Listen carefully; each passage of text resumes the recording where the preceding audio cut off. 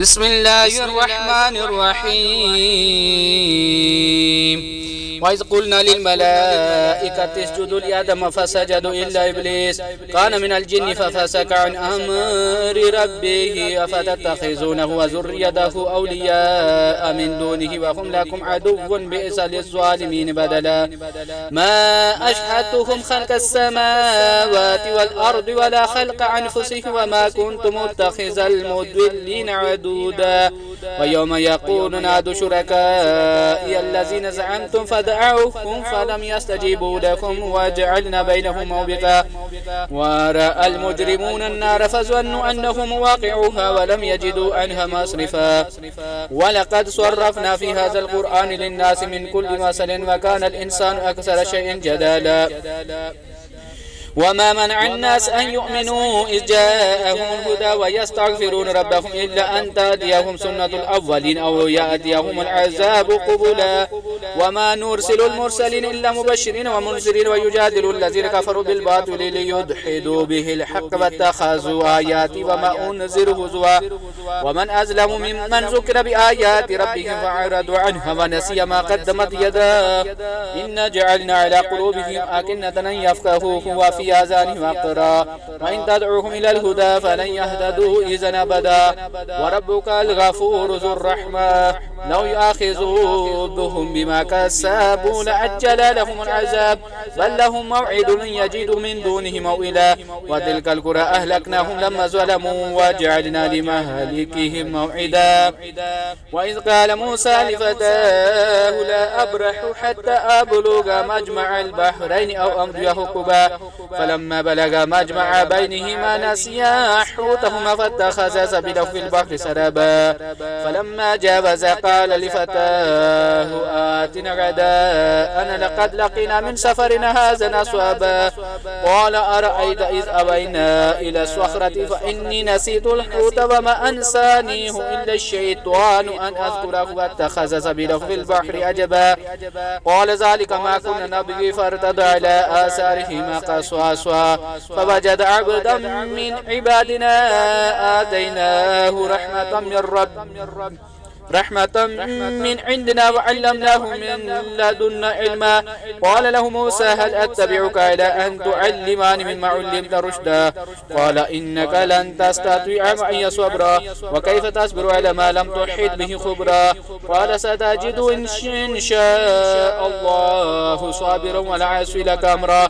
قال فإن اتبعتني فلا تسألني عن شيء حتى أحدث لك منه ذكرا. فانطلق حتى إذا راكبا في السفينة خرقها قال خرقتها لتغرق أهلها لقد جئت شيئا إمرا. قال ألم أقل إنك لن تستطيع معي صبرا. قال لا تؤاخذني بما نسيت ولا ترهقني من أمري يسرا. فانطلقا حتى إذا لقيا غلاما فقتله قال أقتلت نفسا زكية بغير نفس لقد جئت شيئا نكرا. قال ألم أقل لك إنك لن تستطيع معي صبرا. قال إن سألتك عن شيء بعدها فلا تصاحبني قد بلغت من لدني عذرا. فانطلق حتى إذا أتيا أهل قرية استطعما أهلها فأبوا أن يضيفوهما فوجد فيها جدارا يريدون أن ينقض فأقامه. قال له شئت لاتخذت عليه أجرا. قال هذا فراق بيني وبينك سأنبئك بتعويل ما لم تستطع عليه صبرا. أما السفينة فكانت لمساكين يعملون في البحر فأردت أن أعيبها وكان وراءهم مالك يأخذ كل سفينة غصبا. وأما الغلام فكان أبواه مؤمنين فخشينا أن يرهقهما طغيانا وكفرا فأردنا أن يبدلهما ربهما خيرا منه زكاة وأقرب رحمة.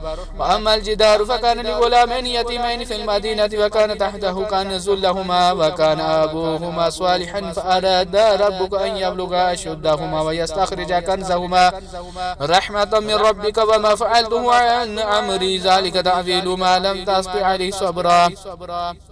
ويسألونك عن ذي القرنين قل سأتلو عليكم منه ذكرا إن مكنا له في الأرض وآتيناه من كل شيء سببا فأتبع سببا حتى إذا بلغ مغرب الشمس وجدها تغرب في عين حمية ووجد عندها قوما قلنا يا ذا القرنين إما أن تعذب وإما أن تتخذ فيهم حسنا قال أما من ظلم فسوف نعذبه ثم يرد إلى ربي فيعذبه عذابا نكرا وأما من آمن وعمل صالحا فله جزاء الحسنى وسنقوله له من أمرنا يسرا ثم أتبع سببا حتى إذا بلغ مطلع الشمس وجدها تطلع على قوم لم نجعل لهم من دونها سترا كذلك وقد أحدنا بما لدن خبرا ثم أتبع سببا حتى إذا بلغ بين السدين وجد من دونهما قوما لا يكادون يفقهون قولا قالوا يا ذا القرنين إن يأجوج ومأجوج مفسدون في الأرض فهل نجعل لك خرجا على أن تجعل بيننا وبينهم سدا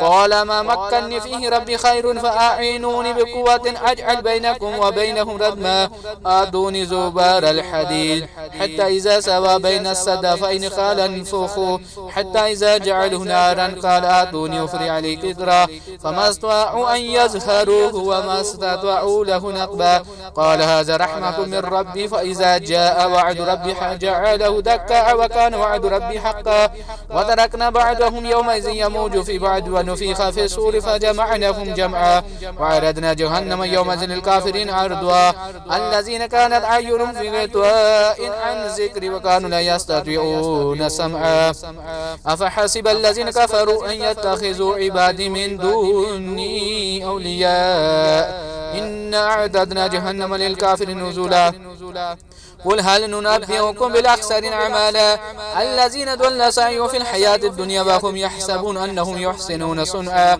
أولئك الذين كفروا بآيات ربهم ولقائه فحبطت أعمالهم فلا نقيم لكم يوم القيامة وزنا ذلك جزاؤهم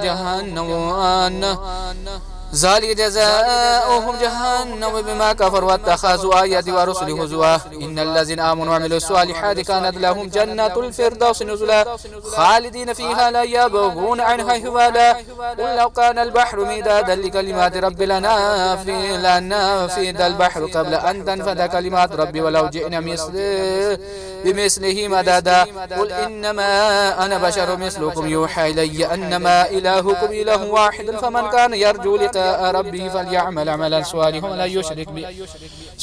ولا يشرك بعبادة ربه أحدا صدق الله العظيم.